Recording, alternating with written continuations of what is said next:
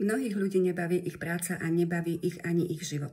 Je to preto, lebo im chýba účel a zmysel, prečo by mali do práce chodiť, prečo by mali ten život žiť. Je to aj preto, lebo nevidia nič pozitívne v tom, čo robia a čo sa okolo nich deje. Ak patríte k takýmto ľuďom, tak určite viete, že takéto uvažovanie vám odoberá energiu.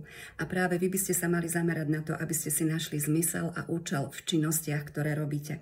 Aby dávali v prvom rade zmysel vám, aby ste vy videli ten výsledok a dôvod, pre ktorý to robíte.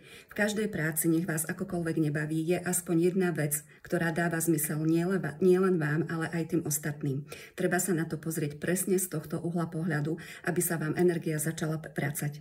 Sme ľudia a je prirodzené, že chceme vykonávať užitočné činnosti a že chceme robiť veci, ktoré naozaj majú zmysel.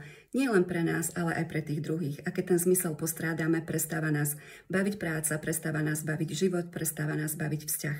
Ak chcete tieto veci zmeniť, začnite sa dívať na to, čo to prináša nielen vám, ale aj ostatným ľuďom. V každom vašom konaní nájdete aspoň jednu pozitívnu vec a tá vás posunie ďalej a bude tým hnacím motorom, prečo ráno vstať, prečo sa posúvať a prečo tú činnosť ďalej vykonávať. Keď nájdete jednu, postupne sa pridajú aj ostatné a uvidíte, že sa vám bude žiť lepšie a určite sa vám budú lepšie vykonávať aj tie činnosti, ktoré nemáte úplne obľúbené.